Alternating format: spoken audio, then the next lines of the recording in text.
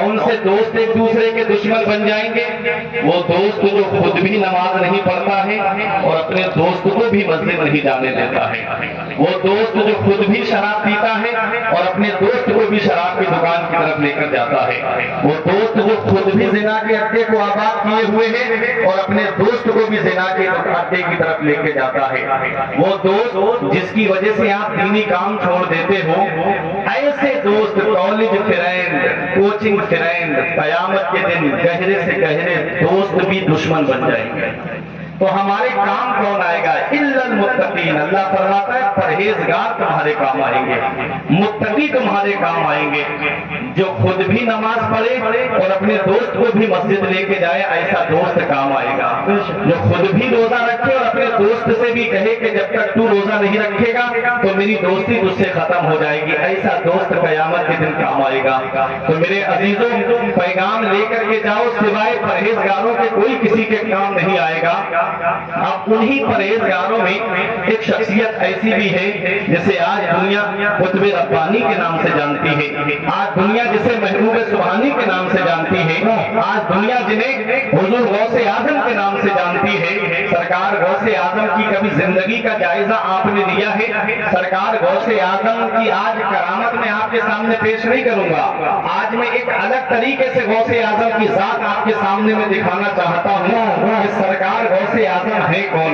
ये वो सरकार गौसे आजम है जिनकी पैदाइश से तकरीबन 150 साल पहले हजरत जुनैद बगदादी ने ये ऐलान कर दिया था कि हाँ हाँ मैंने आपका कदम अपनी गर्दन पे लिया, हाँ हाँ मैंने आपका कदम अपनी गर्दन पे लिया, हाँ हाँ मैंने आपका कदम अपनी गर्दन पे लिया। जब आपके चाहने वालों ने पूछा, हुजूर कोई आवाज देने वाला नजर नहीं आ रहा था, फिर भी आप ये क्यों कह रहे थे कि हाँ हाँ मैंने आपका कदम अपनी गर्दन पे लिया? तो हजरत जुनैद बगदादी फरमाते हैं, इसी बगदाद की जामा मस्जिद से शेख अब्दुल कादिर जिलानी ऐलान करेंगे कि मेरा ये कदम हर अल्लाह के वली की गर्दन पर है। मैंने तुम सबको गवाह बनाकर आज ही उनका कदम अपनी गर्दन पे ले लिया है। आला हजरत कुरान के कहते हैं, जो वली कबल थे या बाद हुए या होंगे, जो वली कबल थे या बाद हुए या होंगे, सब अदब रखते हैं दिल में मेरे।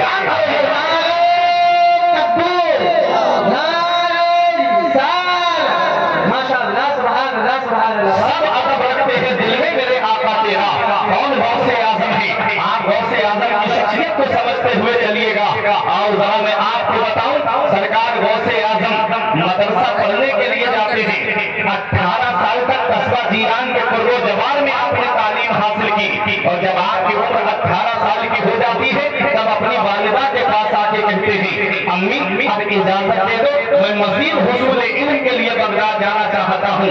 वो माँ जिसकी उम्र 78 साल की है, वो माँ जिसका बेटा गौसे आजम जवानी के आलम में है और वो भी माँ को छोड़ के जाने की बात कर रहा है, बताओ उस माँ के दिल पे क्या बीतती होगी। लेकिन कुर्बान जाओ गौसे आजम की वालिदा पर, उन्होंने अपने बेटे को बुढ़ापे की आड़ न बनाया।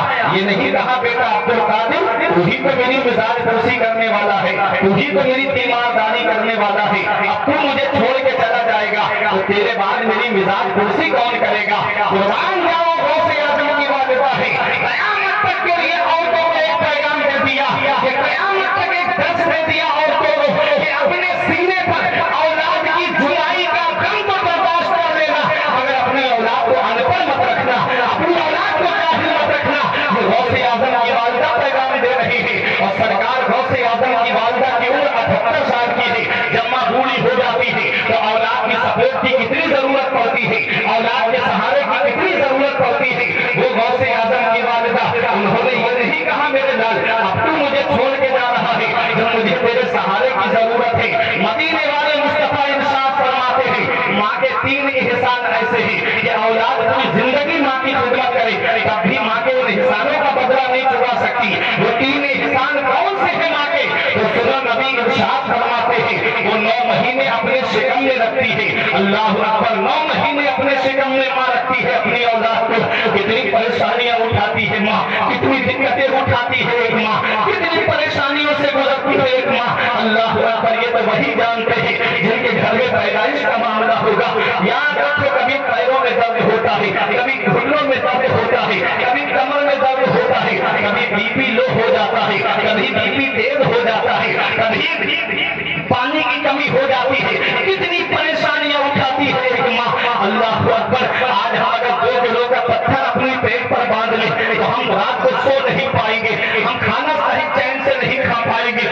कितनी परेशानियां उठाती है, कितना वजन उठा करके वो 9 महीने अपनी औलाद को कैसे परवान चढ़ाती है। आज वही माँ बूढ़ी हो जाए और औलाद जवान हो जाए तो माँ बाप का बिस्तर घर से बाहर कर देती है। माँ बाप का बिस्तर घर से बाहर है, हम क्या जवाब देंगे कयामत में अपने आका को? हम कौन सा मुंह लेके जाएंगे अपने नबी की बारगाह में? माँ के 3 एहसान ऐसे है कि औलाद पूरी जिंदगी माँ की खिदमत करे, तब भी माँ के उन एहसानों का बदला नहीं चुका सकती। ई को हल्का करे, माँ के एहसानों का बदला नहीं चुका सकती। अल्लाह अकबर। दूसरा एहसान माँ का ये है कि वो अपनी औलाद को जन्म देती है। औलाद को जन्म देते वक्त औलाद बाज औरतों की तो बाज औरतों का तो इंतकाल हो जाता है औलाद को जन्म देते वक्त में। तीसरा एहसान माँ का ये है कि वो 2 साल तक अपना खूने जिगर औलाद को दूध की शक्ल में पिलाती है। ये 3 एहसान ऐसे हैं माँ के कि औलाद पूरी जिंदगी खिदमत करे, तब भी माँ के इन एहसानों का बदला नहीं चुका सकती। अल्लाह अकबर। माँ के एहसान। एक सहाबी नबी की बारगाह में आए और अर्ज करते हैं, या रसूल अल्लाह, मैंने अपनी माँ को अपनी पुश्त पे सवार करके 7 मरतबा काबे का तवाफ कराया है, क्या मैंने अपनी माँ के एहसानों का बदला चुका दिया? तो नबी फरमाते हैं, तेरी पैदाइश के वक्त जो तेरी माँ को दर्द उठे थे, उन दर्दों में से अभी एक दर्द का बदला नहीं चुकाया है। अल्लाह अकबर। माँ बाप का कितना बड़ा एहसान है, माँ बाप अल्लाह की कितनी बड़ी नेमत है। इसका पता तब चलता है जब इनकी चारपाई घर से उठ जाती है। फिर चिराग लेके भी ढूंढोगे तो माँ जैसी मोहब्बत करने वाली शख्सियत नहीं मिलेगी। तो चिराग लेके भी ढूंढोगे तो बाप जैसा प्यार करने वाली शख्सियत नहीं मिलेगी। जब अब्बा जिंदा होते हैं, जब माँ जिंदा होती है, तो बेटा अपने बाप से कहता है अब्बा बोलते बहुत ही, माँ से कहता है अम्मी बोलती बहुत है। और जब उन्हीं का इंतकाल हो जाए तो औलाद चारपाई के करीब खड़े होकर कहती है अब्बा बोलो ना, अम्मी बोलो ना। अरे जब वो बोलते थे तो उनका बोलना अच्छा नहीं लगता, जब वो कलाम करते थे तो तुझे उनका कलाम करना अच्छा नहीं लगता। आज घंटों बाप बेटे चारपाई पे बैठे रहते हैं, बेटा व्हाट्सएप चलाता रहेगा, बेटा यूट्यूब चलाता रहेगा, बेटा फेसबुक चलाता रहेगा और बाप से बात करने तक की तौफीक नसीब नहीं होगी। नादान, तुझे क्या पता, हर चीज तुझे यूट्यूब पर नहीं मिलेगी, हर चीज तुझे गूगल पे नहीं मिलेगी, हर चीज तुझे इंटरनेट पे नहीं मिलेगी। जिंदगी जीने के सलीके माँ बाप के पास बैठने से मिलते हैं, जिंदगी जीने के तरीके माँ बाप से बात करने से मिलते हैं। माँ बाप अल्लाह की कितनी बड़ी नेमत है। अल्लाह अकबर। बाप क्या है अगर इसका पता लगाना है तो आओ मैं एक मिसाल आपको दे दूं। इन उलमा की मौजूदगी में, ये सब मेरे सर का ताज है, इनकी मौजूदगी में एक जिम्मेदारी से बोल के जा रहा हूँ। हमारे बुजुर्गों ने फरमाया बाप आंगन में लगे हुए पेड़ की तरह है। बाप किसकी तरह है? आंगन में लगे हुए पेड़ की तरह है। जब शिद्दत की गर्मी पड़ती है, जब शिद्दत की धूप पड़ती है, जब गरम गरम लू के थपेड़े इंसान के होठों को खुश्क कर देते हैं, ऐसे वक्त में सबसे बेहतर साया पेड़ का होता है, सबसे मुनासिब साया पेड़ का होता है। आदमी पेड़ के नीचे बैठ जाए उसे आराम मिल जाता है, पेड़ के नीचे बैठ जाए उसे सुकून मिल जाता है। ऐ लोगों, हमारे बुजुर्गों ने फरमाया बाप आंगन में लगे हुए पेड़ की तरह होता है। पेड़ को दोपहर में देखना, उसके पत्ते गर्म होते हैं लेकिन नीचे बैठने वाले को साया पहुंचाते हैं, छांव पहुंचाते हैं। ऐसे ही बाप है जो पूरी जिंदगी धूप में चलता रहता है लेकिन अपनी औलाद को साया पहुंचाता है, अपनी औलाद को आराम पहुंचाता है। ऐसे माँ बाप के साये की नाकदरी न कर, ऐसे माँ बाप के साये की नाकदरी न कर। धूप काटेगी बहुत, जब ये शका गिर जाएगा और धूप कैसे भी हो साया नहीं खोने देता, राह कैसी भी हो बेबस नहीं होने देता, तेज के अपना लहू चाहे वो रोटी लाए, अरे बाप औलाद को भूखा नहीं सोने देता। औरंगाबाद से कैसी मुर्दादिली का मुजाहरा कर रहे हो? जिंदगी जिंदादिली का नाम है। मुर्दादिली क्या हाथ दिया करते हैं, हाथों को सजाओ में लगा के नारे तकबीर, नारे रिसालत, हज़रत वालिदैन कॉन्फ्रेंस, मुफ्ती सुल्तान रज़ा मंजरी साहब कबला, नारे तकबीर, नारे रिसालत, जिंदाबाद जिंदाबाद। बाप कितनी परेशानियां उठाता है, कितनी दिक्कतें उठाता है। आज वो औलाद क्या जाने अपने बाप की उन कुर्बानियों को, जैसे मोबाइल चलाने से आज फुर्सत नहीं मिलती, वो क्या जाने कि मेरे बाप ने कितनी कुर्बानियां दी हैं। याद रखना नौजवानों, बाप अल्लाह की इतनी बड़ी नेमत है کبھی تمہیں یہ لگے نا میرے باپ نے میرے لیے کیا کیا ہے، تو رات کے 2 بجے 3 بجے کبھی نانپارا چلے جایا کرو، کبھی بہرائچ شریف چلے جایا کرو بس اسٹینڈ کی طرف. وہاں کچھ لوگ تمہیں ایسے ملیں گے، رات میں کوئی آٹو رکشہ چلا رہا ہے، کوئی ای رکشہ چلا رہا ہے، کوئی 4 ویلر لے کے کھڑا ہے، کوئی بس چلا رہا ہے، کوئی ٹرک چلا رہا ہے. یہ ایک باپ ہی تو ہے، یہ ایک باپ ہی تو ہے. رات میں 2 بجے کے بعد ان علماء سے پوچھو کیسی نیند آتی ہے، آنکھ کھولنا دشوار ہو جاتا ہے، اور وہ بس لے کے کھڑا ہے اڈے پہ. یہ ایک باپ ہی تو ہے جو سوچتا ہے 4 پیسے جمع ہو جائیں گے میری اولاد کے خرچے میں کام آئیں گے، سوچتا ہے 4 پیسے جمع ہو جائیں گے میری اولاد کی پڑھائی میں کام آئیں گے. پورے دن شدت کی گرمی میں کھڑا ہو کے کٹلیا چوراہے پہ تم نے نہیں دیکھا پھلوں کا ٹھیلا لگا کے کھڑا ہونے والا یہ ایک باپ ہی تو ہے. پیاس لگتی ہے، پانی مدرسے کی ٹنکی پہ یا مسجد کی ٹنکی سے جا کے پیتا ہے. کوئی کہتا ہے کہ 20 روپے کی بوتل لے کے کیوں نہیں پی لیتا پڑوس میں سے، تو کہتا ہے 20 روپے بچ جائیں گے میری اولاد کی پڑھائی میں کام آئیں گے. یہ ایک باپ ہی تو ہے، یہ ایک باپ ہی تو ہے.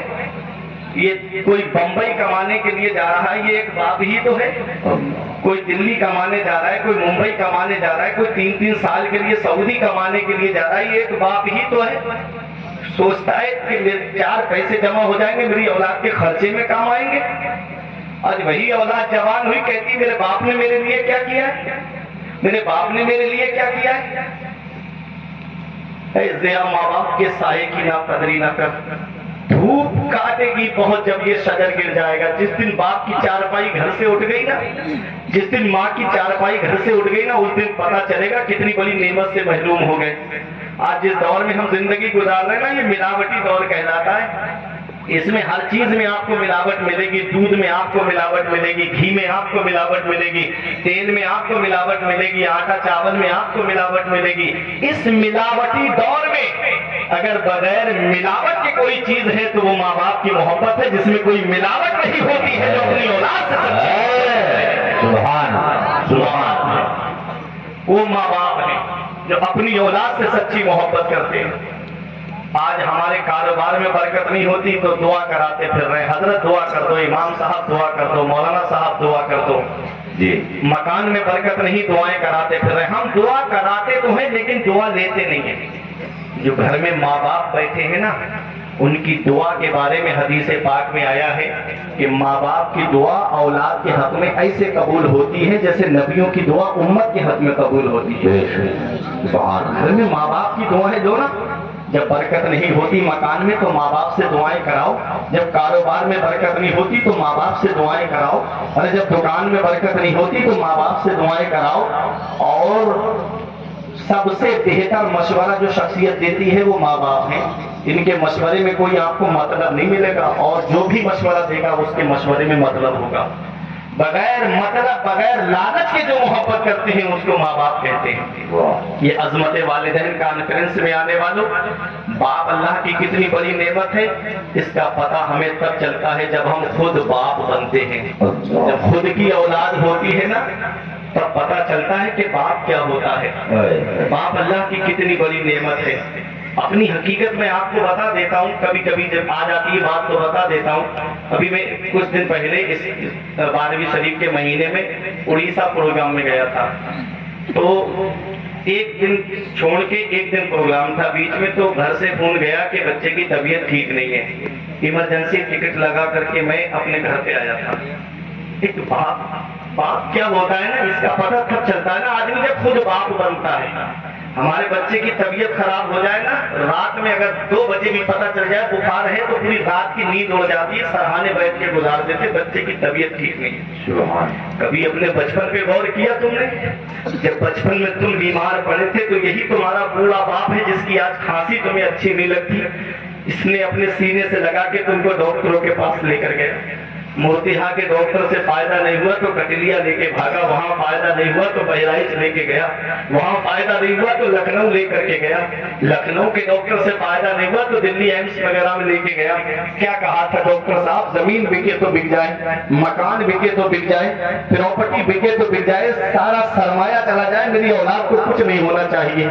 आज वही औलाद जवान हुई, माँ बाप का बिस्तर घर से बाहर, खुद के कमरे में एसी चल रहा है, कूलर चल रहा है, जाड़ों में गर्म हीटर का इंतजाम है, और माँ बाप तीनों में रह के जिंदगी गुजार रहे हैं, माँ बाप झोपड़ियों में रह के जिंदगी गुजार रहे हैं, पेड़ गांव में रह गए, फल शहर में चले गए। अल्लाह पर क्या जवाब देंगे हम कयामत में अपने नबी को? हम कौन सा मुंह लेके अपने आका की बारगाह में जाएंगे? माँ बाप अल्लाह की इतनी बड़ी नेमत है, मेरे आका इरशाद फरमाते हैं, जिससे उसके माँ बाप राजी है उससे अल्लाह राजी, उसका रसूल राजी, और जिससे उसके माँ बाप नाराज उससे ना अल्लाह राजी ना उसका रसूल राजी। इधर माँ बाप एक एक पैसे की दवाई के लिए परेशान है और बेटा नैनीताल की सैर करता नजर आ रहा है, माँ बाप एक एक पैसे के लिए तरस रहे हैं और बेटा दार्जिलिंग की सैर कर रहा है, माँ बाप एक एक पैसे के लिए परेशान है और बेटा मुंबई की गलियों में घूमता नजर आ रहा है, माँ बाप एक एक पैसे के लिए परेशान और बेटा अजमेर की बड़ी देश में पैसे डाल के आ रहा है। याद रखना प्यारे मुसलमानों, अगर तुमसे तुम्हारे माँ बाप राजी है तो तुमसे अल्लाह राजी, उसके रसूल राजी, और अगर माँ बाप नाराज है तो ना अल्लाह राजी ना उसका रसूल राजी। अरे घर में रूठे हुए माँ बाप को मना लो, वो हाथ उठा के दुआ कर देंगे, अल्लाह ताला तेरी तकदीर को बदल देगा। जिंदाबाद जिंदाबाद, सुभान अल्लाह। अपने माँ बाप की दुआएं लिया करो, अपने माँ बाप के पास आया करो, तो मेरे सर से मेरी सारी मुसीबत टाल देती है, मेरी माँ मेरे दामन में दुआएं डाल देती है। परेशान हो अंधेरों से तो जाओ माँ के कदमों में, वो जब चाहे मुकद्दर में उजाले डाल देती है। वाह वाह, माँ बाप अल्लाह की बहुत बड़ी नेमत है। इस वक्त के बारे में तो सोचा भी न था। बेटों से ज़ईफी में हुई खत्म रसाई, घर बाहर तो बांट ली है शौक से कुर्बान, हिस्से में किसी के मगर माँ नहीं आई, वक्त ठुकरा देगा एक दिन मेरी सारी ये कुर्बानियां, दामने उम्मीद में फकत नाकामियां रह जाएंगी, और शादियों के बाद बेटे तो अलग हो जाएंगे, बाप के हाथों में फकत बैसाखियां रह जाएंगी। बुढ़ापा क्या, जवानी क्या, ये बचपन बांट लेते हैं, न होकर दिल में गुंजाइश तो आंगन बांट लेते हैं, नहीं मंजूर हिस्से में किसी बेटे को अपनी माँ, मगर आपस में बूढ़ी माँ के कंगन बांट लेते हैं। हक है, जिंदाबाद। ये माँ बाप है, ये माँ बाप है। इसका पता तब चलता है जब इनका साया हमारे सर से उठ जाता है, तब पता चलता है हम कितनी बड़ी नेमत से महरूम हो गए। माँ बाप अगर जिंदा है तो उनकी कद्र कर लो, और माँ बाप दुनिया से चले गए हैं तो मेरे आका हुजूर सल्लल्लाहु अलैहि वसल्लम इरशाद फरमाते हैं, फल मय्यतु फिल क़ब्र इल्ला कल बरीक़िल मुतगब्बिस यंतज़िरु दावतन तलहक़ुहु मिन अबिन व उम्मिन व अख़िन व सदीक़िन। मिशकात शरीफ की हदीस पाक है, नबी फरमाते हैं जो कब्रिस्तान में लेते हैं वो दरिया में डूबने वाले की तरह है। ये ईसाले सवाब की भी महफिल है ना हज़रत, तो सुने, नबी फरमाते जो कब्रिस्तान में लेते हैं वो दरिया में डूबने वाले की तरह है। यंतज़िरु दावतन, वो दुआ का इंतजार कर रहे हैं, बोलो सुभान अल्लाह, वो दुआ का इंतजार कर रहे हैं। बाप औलाद की दुआ का इंतजार कर रहा है, माँ औलाद की दुआ का इंतजार कर रही है, भाई भाई की दुआ का इंतजार कर रहा है, पड़ोसी पड़ोसी की दुआ का इंतजार कर रहा है, रिश्तेदार रिश्तेदार की दुआ का इंतजार कर रहा है। इसी हदीस पाक में है, नबी फरमाते जब उनके लिए ईसाले सवाब किया जाता है तो दुनिया व मा फीहा से बेहतर सबसे ज्यादा उनके नजदीक वो चीज महबूब होती है जो ईसाले सवाब किया जाता है। एक रिवायत है, मेरे आका फरमाते मन दखलल मकाबिरा फक़रा सूरत यासीन खफ़फ़ल्लाहु अन्हुम इला आखिरिल हदीस। नबी फरमाते हैं जो कब्रिस्तान जाए और एक मर्तबा सूरह यासीन शरीफ पढ़ दे तो अल्लाह ताला कब्रिस्तान के मुर्दों के अज़ाब में कमी कर देता है और पढ़ने वाले को तादाद के बराबर सवाब अता फरमाता है। सुभान अल्लाह, सुभान अल्लाह। कोई बता देगा मुर्तिहा के कब्रिस्तान में कितने मुर्दे दफन हैं? कोई गिनती करके बता देगा? एक मर्तबा सूरह यासीन शरीफ पढ़ने का इतना सवाब है कि अल्लाह ताला कब्रिस्तान के मुर्दों के अज़ाब में कमी कर देता है और पढ़ने वाले को तादाद के बराबर सवाब अता फरमाता है। वो बाप जो पूरी प्रॉपर्टी हमारे लिए छोड़ के चला गया, वो बाप जो कारोबार जमा जमाया हमारे लिए छोड़ के चला गया, वो बाप اس کے لیے ہم 10 منٹ نکال کر کے سورہ یاسین شریف کی تلاوت نہیں کر سکتے؟ کون سا بیٹا تلاوت کرے گا؟ وہ بیٹا تلاوت کرے گا نا جس کو ہم نے حافظ یا عالم بنایا ہوگا، جس کو ہم نے دینی تعلیم سکھائی ہوگی۔ آج تو ہماری ذہنیت بدل گئی نا، ہماری سوچ بدل گئی نا۔ ہم سوچتے ہیں کہ بچہ ہمارا ڈاکٹر بنے گا، انجینئر بنے گا، پروفیسر بنے گا تو پیسہ زیادہ کما کے لائے گا۔ ہاں میں مانتا ہوں دولت کمائے گا، پیسہ کما کے لائے گا، لیکن وہ تاج تمہیں نہیں دلا سکتا جو تاج ایک عالم دین، ایک حافظ قرآن کے ماں باپ کو اللہ قیامت میں عطا فرمائے۔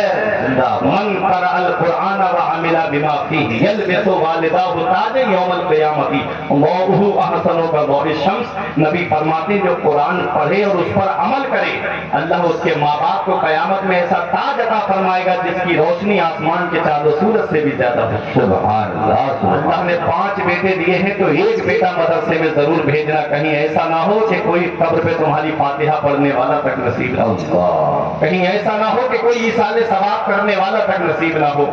ہم نے دیکھا ہے دنیاوی تعلیم یافتہ لوگوں کو بھی کہ کوئی شہر میں ہاسپٹل بنا کر کے رہ رہا ہے، کوئی انجینئرنگ کا آفس سنبھالے ہوئے ہے، باپ کی قبر پہ کوئی فاتحہ پڑھنے والا تک نصیب نہیں ہوتا۔ کاش ایک بیٹے کو عالم یا حافظ بنا دیا ہوتا تو وہ جب بھی مسجد میں اللہ کی عبادت کرتا تو یہ دعا ضرور کرتا، ربنا اغفر لی ولوالدی وللمؤمنین یوم یقوم الحساب۔ اللہ مجھے بخش دے اور میرے ماں باپ کو بخش دے اور تمام مومنین کو بخش دے۔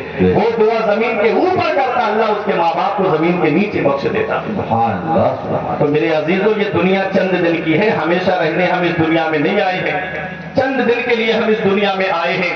کیوں نہ اچھے کام کر کے دنیا سے چلے جاؤ، کیوں نہ نیک عمل کر کے دنیا سے چلے جاؤ۔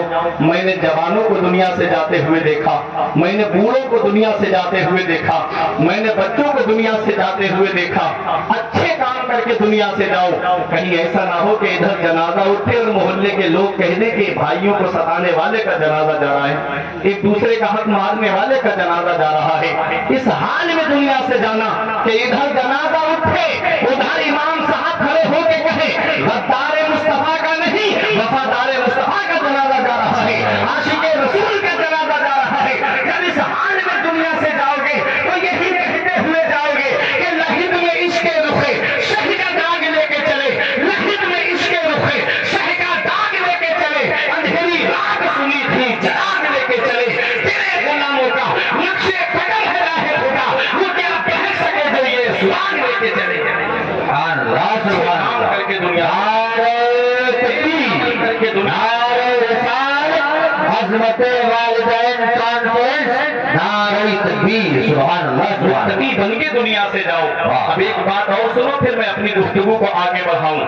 میرے آقا حضور صلی اللہ علیہ وسلم سے پوچھا گیا یا رسول اللہ اگر ماں باپ کا انتقال ہو جائے تو کیا ان کے حق اولاد پہ پھر بھی باقی رہتے ہیں؟ ماں باپ دنیا سے چلے گئے تو کیا ان کے کچھ حق ایسے بھی ہیں جو اولاد پہ باقی رہ جاتے ہیں؟ نبی نے فرمایا ہاں۔ کہا یا رسول اللہ وہ حق کیا ہے بتا دیں؟ نبی نے ارشاد فرمایا الصلاۃ علیہما، ان کی نماز جنازہ اولاد کے اوپر ضروری ہے کہ وہ اپنے ماں باپ کی نماز جنازہ پڑھیں۔ جی اللہ اکبر۔ حضرت کچھ دن ہم نے بھی امامت کی دیکھا، اللہ۔ جب مصلی پہ کھڑے ہوتے تھے نا نماز جنازہ پڑھانے کے لیے تو وہ ہے اجازت کا معاملہ، حالانکہ امام تو امام ہے، کوئی ضروری نہیں اجازت، لیکن پھر بھی پوچھتے ہیں نا، جو رواج بن گیا کہ کیا اجازت ہے نماز جنازہ پڑھانے کی، تو چھوٹا سا رومال سر پہ رکھ کے کونے پہ لڑکا کھڑے ہو کے کہتا ہے ہاں امام صاحب نماز پڑھاؤ، اجازت ہے۔ اللہ۔ یہ ہے ماں باپ کے ساتھ حسن سلوک۔ وہ بیٹا جسے پڑھانے کے لیے باپ نے زمین بیچ دی، پراپرٹی بیچ دی کہ میرا بیٹا اعلیٰ تعلیم حاصل کر لے، جب دنیا سے جا رہا ہے تو دور کھڑے ہو کے کہہ رہا ہے پڑھاؤ نماز جنازہ۔ ایک حدیث ہے نبی فرماتے ہیں حق المسلم علی المسلم خمس، مسلمان کے مسلمان پہ 5 حق ہیں۔ کتنے حق ہیں؟ مسلمان ہے، سنی صحیح العقیدہ ہے، عقیدہ یاد رکھیے گا، عقیدہ ضروری ہے، سنی صحیح العقیدہ ہے مسلمان، تو اس کے مسلمان پہ 5 حق ہیں۔ پہلا حق یہ ہے کہ جب وہ سلام کرے تو سلام کا جواب دے، جب وہ دعوت کرے تو اس کی دعوت کو قبول کرے، تیسرا حق جب اسے چھینک آئے تو چھینک کا جواب دے، چوتھا حق یہ ہے کہ جب وہ بیمار پڑ جائے تو اسے دیکھنے کے لیے جائے، جب بیمار پڑ جائے تو اسے دیکھنے کے لیے جائے، اور 5واں حق یہ ہے کہ جب اس کا انتقال ہو جائے تو اس کے جنازے میں شامل ہو، جب اس کا انتقال ہو جائے تو اس کے جنازے میں شامل ہو۔ آج دیکھا یہ جاتا ہے کہ امیروں کے جنازے میں تو آدمی دوڑ دوڑ کے کاندھا لگاتا ہے، اور غریب کا اگر جنازہ ہو تو اس کے جنازے میں شامل ہونا تک پسند نہیں کرتا۔ سگا بھتیجا، سگا بھانجا، سگا بھائی، اگر غریب ہے تو پڑوسی بتا رہے ہیں لوگ، اور پتہ لگاؤ یہ میت کسی امیر کی ہوگی جو دوڑ دوڑ کے کاندھا لگا رہے ہیں لوگ۔ امیروں کے جنازے میں آدمی دوڑ دوڑ کے جاتا ہے، غریبوں کے جنازے میں جانا بھی پسند نہیں کرتا۔ علماء فرماتے ہیں جنازوں میں شامل ہوا کرو، اس سے 2 فائدے ہیں۔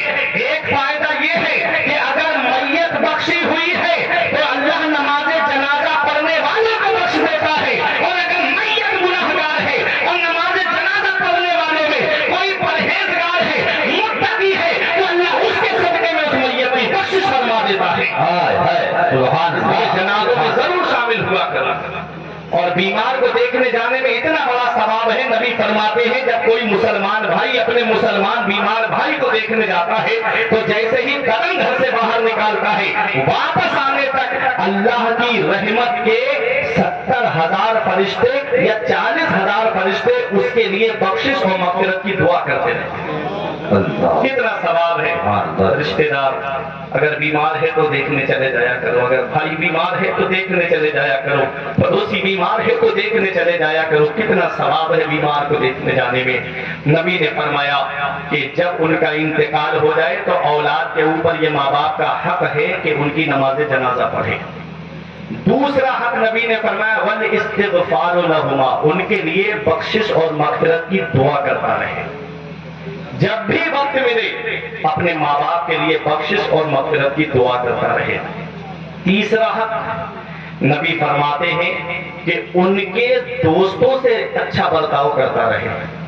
دیکھیں کہ باپ کے دوست کون تھے، ایمان والے ہیں، سنی صحیح اور عقیدہ ہیں، تو باپ کے انتقال کے بعد اس دوستی کو ختم نہ کرے، بلکہ اپنے باپ کی وجہ سے ان سے دوستی کو قائم رکھے، اور باپ اور ماں کے رشتہ داری کا خیال رکھے۔ باپ کی جو رشتہ داری ہے جیسے چچا ہیں، تاؤ ہیں، باپ کی بہن ہیں، پھوپھی، اور ماں کے رشتہ داری کا خیال رکھے کہ ماں کے رشتہ دار جیسے نانا ہیں، ماموں ہیں، خالہ ہیں، ان سے رشتہ ختم نہیں کرنا ہے ان کے انتقال کے بعد میں۔ نبی فرماتے ہیں یہ حق رہ جاتا ہے اولاد کے اوپر ماں باپ کا کہ ان سے یہ رشتہ نبھاتے ہوئے چل رہا ہے۔ بات سمجھ میں آ رہی نا میری؟ یہ ہے ماں باپ، اللہ کی بہت بڑی نعمت ہے۔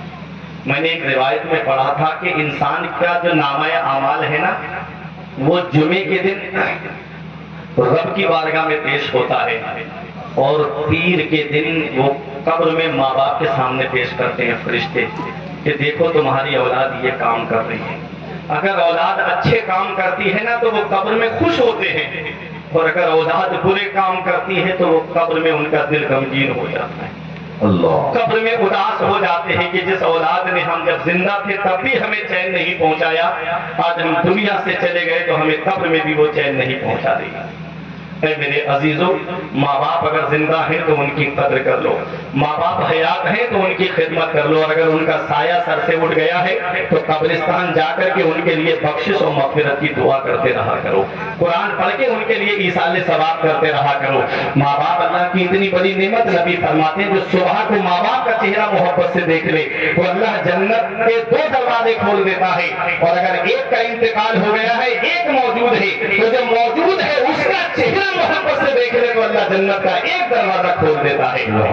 ماں باپ شاعر پکار کر کے کہتا ہے کہ کسی کو گھر ملا حصے میں یا کوئی دھوکہ آئی، میں گھر میں سب سے چھوٹا تھا، میرے حصے میں ماں آئی۔ غوث اعظم کی عمر 18 سال کی، ماں کی عمر 78 سال کی. یہ نہیں کہا بیٹا بڑھاپے میں چھوڑ کے جانا ہے، میرے حق بھول گیا، میرے کتنے حقوق ہیں تیرے اوپر. یہ نہیں کہا غوث اعظم کی والدہ نے، کہا بیٹا تو تعلیم حاصل کرنے جا رہا ہے تو جا. غوث اعظم آئے بغداد میں. بیٹا بھی جانتا ہے کہ ہو سکتا ہے ماں کا دیدار نہ ہو سکے، ماں بھی جانتی ہے کہ مجھے میرے بیٹے کا دیدار نہ ہو سکے.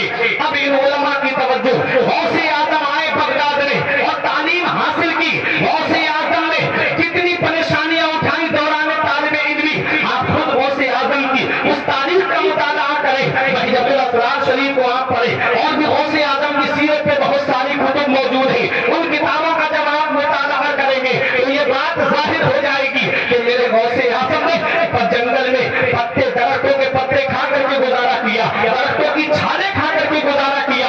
بھوک سے نڈھال ہو گئے میرے غوث اعظم. سوچا کہ لاؤ کچھ مباح چیز مل جائے گی، اٹھا کے کھا لوں گا. درخت کے خنجرات کی طرف گئے، وہاں 40 فقیر اور بھوک بھوک چلا رہے تھے. میرے غوث واپس آ گئے، اللہ کی عبادت کرنے لگے، نماز سے فارغ ہوئے. ایک مسافر کھانا کھا رہا تھا، دل میں خیال آیا مجھے کھانے میں شریک کر لے. مسافر نے کہا بیٹا کھانا کھا لو. بیٹھے میرے غوث اعظم. مسافر کہتا ہے بیٹا کہاں پڑھتے ہو؟ کہاں مدرسہ نظامیہ میں پڑھتا ہوں. کہاں بیٹا مدرسہ نظامیہ میں؟ قصبہ جیلان کے محلہ نیز کے سادات گھرانے کا ایک بیٹا پڑھتا ہے جس کا نام عبد القادر ہے، میں ان کے محلے کا رہنے والا ہوں. جب آ رہا تھا ان کی ماں نے تھوڑا سونا دے کے مجھ سے کہا کہ میرا بیٹا بغداد میں تعلیم حاصل کر رہا ہے، میرے بیٹے کو یہ سونا دے دینا، اس کے خرچ میں کام آئے گا. وہ مجھے نہیں ملا ہے. کیا تم اسے جانتے ہو؟ میرے غوث فرماتے ہیں جس عبد القادر کو تم تلاش کر رہے ہو وہ عبد القادر وہی تو ہوں، وہ عبد القادر وہی تو ہوں. اس نے کہا بیٹا مجھے معاف کر دینا، میں نے تھوڑا سونا تمہارا بیچ دیا ہے. میرے غوث نے فرمایا کوئی بات نہیں. اس سونے کو لے کے اپنے پاس نہیں رکھا، کھانے پینے کی اشیاء خرید کر کے وہ جو 40 فقیر بھوک بھوک چلا رہے تھے ان کو لے جا کر کے دے دیا. یہ غوث اعظم ہے. اتنی تعلیم حاصل کی. جب غوث اعظم فارغ ہوتے ہیں اپنے وقت کے مفتی اعظم بنتے ہیں غوث اعظم. اور کتنی تعلیم آپ نے حاصل کی. میرے غوث خود فرماتے ہیں درست العلم حتی صرف خطرہ، میں نے علم حاصل کیا، اللہ نے مجھے کتب بنایا.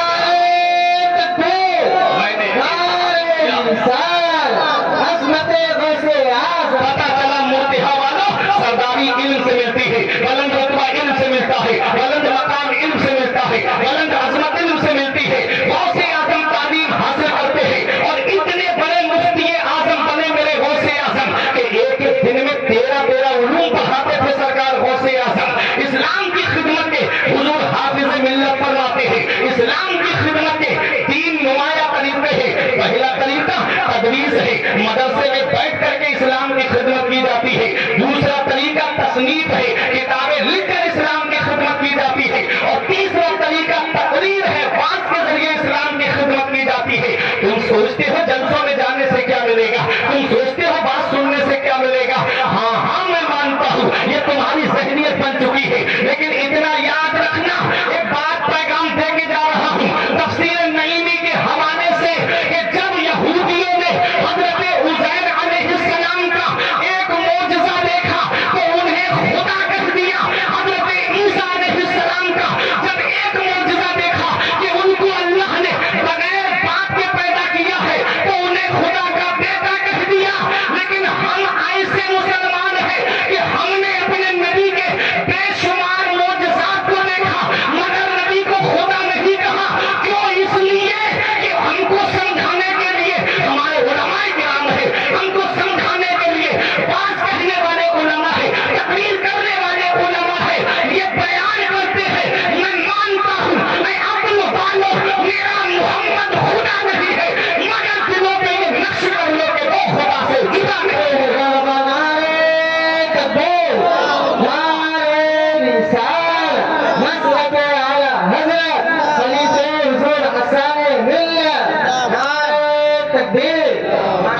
وہاں میلاد نہیں ہوتا تھا، حضرت نبی کا میلاد نہیں ہوتا تھا، کوئی انہیں سمجھانے والا نہیں تھا. الحمدللہ ہمارے علماء سمجھانے والے ہیں اپنی قوم کو. یہ میلاد کتنا ضروری ہے، یہ واز کتنا ضروری ہے. غوث اعظم نے تینوں طریقے اپنائے. اب میرے علماء توجہ ہے، محمد مبارک صاحب دیکھیں غوث اعظم نے مدرسے میں بیٹھ کے پڑھایا اور اے علماء کی توجہ، ایمان تازہ ہو جائے گا۔ 40 سال مدرسے میں بیٹھ کے پڑھایا ہے غوث اعظم نے۔ ارے بولو محبت سے سبحان اللہ۔ اتنی خاموشی کے ساتھ غوث پاک کا ذکر سن رہے ہو آپ؟ 40 سال مدرسے میں بیٹھ کے پڑھایا غوث اعظم نے، اور ہر سال آپ کے مدرسے سے 3000 طالب علم عالم فاضل مفتی بن کے نکلتے تھے۔ 1,30,000 عالم غوث اعظم نے اس قوم کو عطا فرمایا۔ تو یہ مدرسے تمہاری ضرورتوں کا نام ہے، یہ مدرسے تمہارے لیے ستون ہیں۔ جس دن یہ مدرسے بند ہو گئے نا، اس دن مصلی پہ کھڑا ہونے کے لیے امام تک نصیب نہیں ہوگا۔ جس دن مدرسے بند ہو گئے جنازے رکھے رہ جائیں گے، کوئی نماز جنازہ پڑھانے والا تک نصیب نہیں ہوگا۔ آج ڈانس پارٹیوں میں لاکھوں روپیے اٹھانے والوں، 1-1 لاکھ روپے قوالوں قوالا پہ خرچ کرنے والوں، تم جانتے ہو پیسہ کتنی محنت سے کمایا جاتا ہے؟ اللہ اکبر۔ وہ قوالی اور قوالا معاذ اللہ، نام تو عرس کا رکھا ہے، عرس مقدس، اور قوالی کی محفل، وہ ادھر بیٹھ کے فحش شاعری کر رہی ہے، وہ ادھر بیٹھ کے فحش شاعری، اس میں کس بھی کرے جا رہا ہے معاذ اللہ۔ دیکھ لو سب سوشل میڈیا پہ پڑا ہے، ایک دوسرے کو گلے لگا رہے ہیں، ماں بہنیں بیٹیاں سن رہی ہیں اس پروگرام کو۔ غیرت کہاں چلی جاتی تمہاری؟ اس وقت شرم و حیا کہاں چلی جاتی؟ نام اللہ کے ولی کے عرس کا، نام عرس پاک کرا رہے ہیں، عرس پاک، عرس مقدس کمیٹی۔ یاد رکھنا ان حرکتوں سے اللہ کے ولی تم سے راضی نہیں ہوں گے۔ کچھ خرچ نہ کر کے اپنی مسجد کے امام صاحب چند بچوں کو لے کے چلے جاتے، قرآن کی تلاوت کراتے، تھوڑی دیر نعت و منقبت پڑھواتے، ایصال ثواب کرا دیتے، اللہ کے ولی کی روح تم سے خوش ہو جاتی اور پیسہ بچا کر کے اپنے مدرسے میں لگا دیتے۔ اگر تمہارے پیسے سے ایک بچہ بھی عالم بن گیا یا ایک بچہ بھی حافظ بن گیا تو وہ تمہاری بخشش کے لیے کافی ہو جائے گا۔ لیکن نہیں لگائیں گے نا، ہم مدرسوں میں پیسہ نہیں لگائیں گے، عالموں کے اوپر خرچ نہیں کریں گے، اماموں کے اوپر خرچ نہیں کریں گے۔ کیوں؟ کیونکہ ہماری سوچیں بدل چکی ہیں، یہ دل کالے ہو چکے ہیں، یہ دل سیاہ ہو چکے ہیں۔ نہ سمجھو کہ تم مل جاؤ گے ہندی مسلمانوں، تمہاری داستان تکمیل ہوگی، داستان ہوگی۔ غوث اعظم نے 40 سال مدرسے میں بیٹھ کر کے پڑھایا، ہر سال آپ کے مدرسے سے 3000 طالب علم عالم فاضل مفتی بن کے نکلتے تھے۔ 1,30,000 علماء غوث اعظم نے اس قوم کو عطا فرمائے تھے۔ اور آپ سنو پیارے مسلمانوں، یہ علماء دعاؤں سے نوازیں گے کہ سلطان صلاح الدین ایوبی نے جب مسلمانوں کا قبلہ اول بیت المقدس کو فتح کیا، پوری زندگی جنگ لڑتے رہے، پوری زندگی تلوار چلاتے رہے۔ آپ کے جسم پر کوئی جگہ ایسی نہیں جہاں پر تیر کا، تلوار کا، نیزے کے زخم کا نشان موجود نہ ہو۔ کسی نے پوچھا او صلاح الدین ایوبی، پوری زندگی تلوار چلاتے رہے، پوری زندگی جنگ لڑتے رہے، تمہاری گردن کسی تلوار سے کیوں نہیں کٹی؟ تو صلاح الدین ایوبی کہتے ہیں ارے کوئی تلوار ایسی بنی ہی نہیں ہے جو صلاح الدین کی گردن کو کاٹ دے۔ کہاں کس بنا پہ کہتے ہو؟ کہاں جب بچپن میں میرے والد نجم الدین ایوب مجھے غوث اعظم کی بارگاہ میں لے کر گئے کہ دعا کر دو میرے بیٹے کے لیے، تو غوث اعظم نے فرمایا میری گردن پہ ہاتھ رکھ کے یہ بچہ فاتح اسلام ہے، یہ بچہ مجاہد اسلام ہے، یہ بچہ مسلمانوں کا قبلہ اول بیت المقدس کو فتح کرے گا۔ اے مرتہا میں رہنے والوں، صلاح الدین ایوبی کہتے ہیں جس کی گردن پر غوث اعظم کا ہاتھ رکھا ہوا ہو اس کو کوئی تلوار کاٹ نہیں سکتی ہے۔ کیا کرے جس پہ ہدایت کا ہو پنجہ تیرا، کیا کرے جس پہ ہدایت کا ہو پنجہ تیرا، شیر کو خطرے میں لاتا نہیں۔ نعرہ رسالت